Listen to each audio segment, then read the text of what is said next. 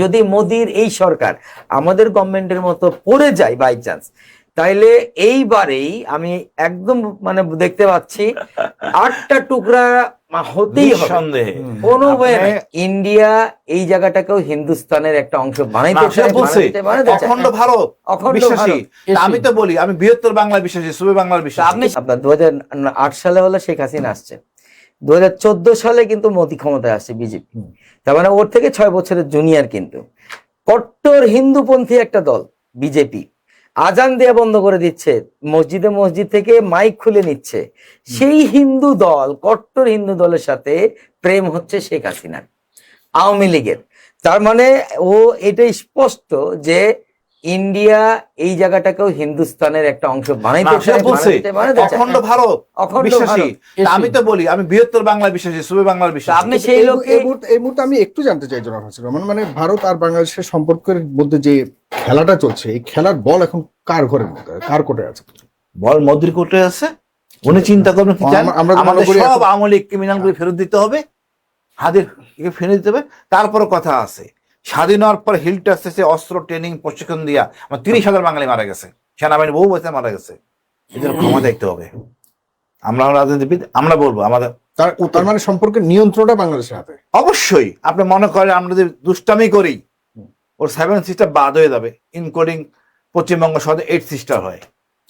আমাদের সেই সক্ষমতা আছে। সামনে কিন্তু এই দিন আসছে, মানে আমি মানে ওনার রাজনৈতিক ক্যারিয়ারের ওনাকে একটা উপদেশই দিচ্ছি। ধরেন আমরা অনেক ছোট, তারপরেও যে ট্র্যাক যদি দেখে, এই যে এবারে যে ককরোচ পার্টি যে আন্দোলনটা করলো, এটা কিন্তু কয়লার আগুন, এটা কিন্তু নিভে না। এখানে কিন্তু বাতাস এখনো জ্বলছে। এই যে গুন্ডা যে ওরা আইনটা করেছে, গুন্ডা আইন, এই আইনটা কিন্তু আমাদের যে 54 ধারা যেটা আইন ছিল এবং ডিজিটাল আইন যেটা করেছিল, এক্স্যাক্টলি ওই রকম। কিন্তু মানে আপনাকে সন্দেহ হলো, আপনাকে গুন্ডা বলে রাজনীতিবিদদেরকে তুলে নিয়ে চলে যাচ্ছে, আপনার ইয়াং ছেলেদেরকে তুলে নিয়ে চলে যাচ্ছে। এবং এই ঘটনা কিন্তু এবার প্রচুর ঘটেছে নতুন করে কিন্তু আবার আমরা দেখছি যে আন্দোলন গড়ে উঠছে। এবং এই ঠেলাতে যদি মোদির এই সরকার আমাদের গভর্নমেন্টের মতো পড়ে যায় বাই চান্স, তাইলে এইবারেই আমি একদম মানে দেখতে পাচ্ছি 8টা টুকরা হতেই হবে, সন্দেহে কোনো ওয়ে নাই। ভাই পশ্চিমবঙ্গ কিন্তু আমাদের সুভাষ বোস শেষটা আইসা নজরুল কিন্তু শুরু করছে, এর আগে ফকির বন্ধু এসে শুরু করছে, বা নজরুল ফাইনালে দেখেন করছে। সুভাষ বোস কিন্তু বিশ্ব নেতা ওই এলাকার জন্য, ব্রিটিশ তাড়ানোর জন্য। তার ভয়ে ব্রিটিশ আর্মি ক্যান্টনমেন্ট তাবু থেকে রাতে বেরোতো না ভয়ে। কিন্তু দেখেন এখন কি হয়েছে অবস্থা, আমরা স্বাধীন হয়ে গেছি। স্বাধীন আমরা পরীক্ষিত, যুদ্ধ করে সাহসিক মানদণ্ডের উপরে। আর আমাদের এই জমিদার যারা ছিলেন তার পশ্চিমবঙ্গে বসে আছেন, তাদের অবস্থাটা কি, তাদের প্রোটোকলটা কি? ইভেন পাকিস্তানে এত কথা বলে আমাদের শাসন শোষণ করছে। আমার এখানে ইপিআর ছিল, ইস্ট বেঙ্গল রেজিমেন্টের ইপিআর, যারা বিডিআর। আমাদের ইস্ট বেঙ্গল রেজিমেন্ট ছিল, পশ্চিমবঙ্গের নাই, কিছুই নাই। বিহার রেজিমেন্ট আছে, আসাম রেজিমেন্ট আছে, মারাঠা রেজিমেন্ট আছে, রাজপুত রেজিমেন্ট আছে, ওদের কিছুই নাই। রাখবে যে সেটাও তারা বুঝে না। তাদের যেগুলি দরকার, চাকরি কর্মসংস্থান হবে, একটা জাতীয়তাবাদ, একটা মূল্যবোধ, কিছুই ফিল করে না তারা। আমি বিশ্বাস করি তারা ফিল করবে, না হলে দাঁড়াতে পারবেন না তো। এবং এটা এই একটা সময়কে কাজে লাগাতে পারতো। আমার খুব মজা লাগছে ইতিহাস পড়ে, 5 সাল থেকে 11 সাল পর্যন্ত বঙ্গভঙ্গ হলো, যখন চিন্তা চেতনা করা হচ্ছিল না রাজধানী কলিকাতায় থাকবে। ব্রিটিশ কি করলো, 11 সালে আইসা কলিকাতা ছিল ভারতবর্ষের রাজধানী, এটা নিয়ে গেলো দিল্লি। আমাদেরকে ঠকাইছো অল্প, ঠিক আছে, তোমার মূলটা চলে গেছে দিল্লি। মানে মানে বলে না, আপনার কারো ক্ষতি করলে নিজে ক্ষতিগ্রস্ত হইতে হয়, জাস্ট এরকম।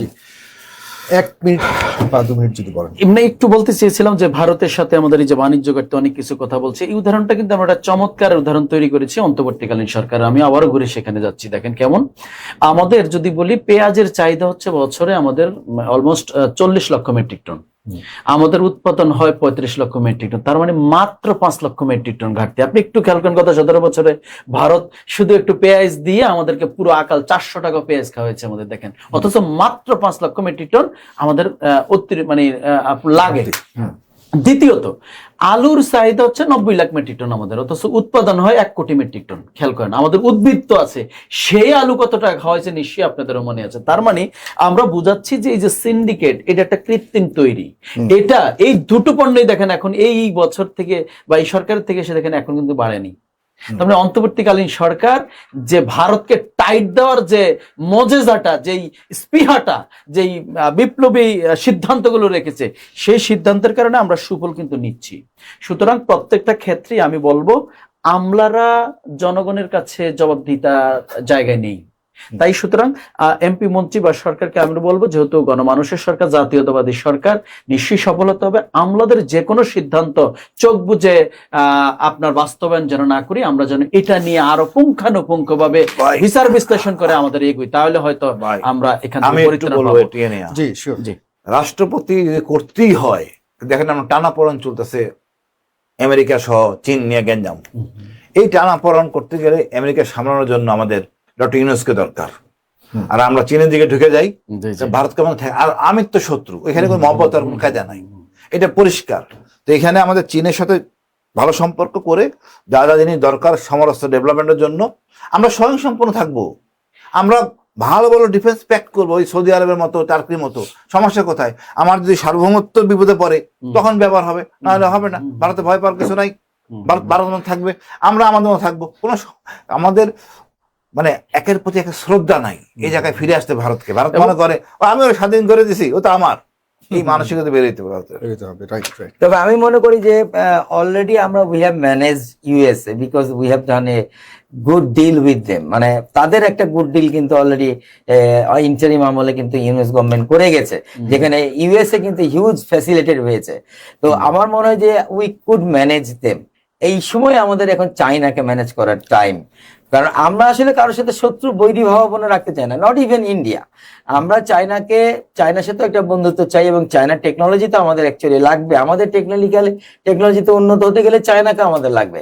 সো ওই জায়গাটা যদি আবার মির্জা ফখরুল ইসলাম আলমগীর আসেন, তাহলে কিন্তু আবার চায়নার সাথে একটা ভালো একটা ব্রিজ কিন্তু ক্রিয়েট হতে পারে। তো এখানে একটা ম্যাটার আছে। আবার যদি ধরেন আসে ইউনূস সাহেব আসেন, তাহলে ইউএস এর সাথে একটা ভালো ব্রিজ, সমস্যা সৃষ্টি না করে। ইউএস মনে করে এখানে বলে করিডোর ঝামেলা বাঁধাতে পারে মায়ানমারে, তাহলে ভীষণ ভিন্ন, এটা ইউনূস ম্যানেজ করতে পারে। তবে পদ্মা ব্যারেজটা করা আসলে জরুরি, এখানে আমাদের একটা করা দরকার। আমাদের দেশের যেমন একটা আভ্যন্তরীণ রাজনীতি খুব ম্যানেজিং এর খুব গুরুত্বপূর্ণ একটা বিষয়, তেমনি তার চেয়েও কখনো কখনো বেশি গুরুত্বপূর্ণ আন্তর্জাতিক অ্যাফেয়ার্সকে মেনটেন করা, ম্যানেজ করা। সেই জায়গাতে খুব গুরুত্বের সাথে লক্ষ্য দিয়েই প্রিয় দর্শক আমাদের সরকারকে সামনে এগিয়ে যেতে হবে, এছাড়া আর কোনো বিকল্প নেই। আমরা চাই আমাদের সরকার সফল হোক, কারণ তারেক রহমান সরকার সফল না হলে বাংলাদেশ সফল হবে না। এটি এই মুহূর্তের সবচেয়ে বড় বাস্তবতা। এর আলোকেই সামনের সময়গুলিতে আন্তর্জাতিক এবং আভ্যন্তরীণ পলিসি নির্ণয় করে এগিয়ে যাবে বাংলাদেশ। সে প্রত্যাশা রেখে এখানে শেষ করছি। প্রিয় দর্শক, ভালো থাকবেন এবং ফেস দ্য পিপলের সাথে থাকবেন।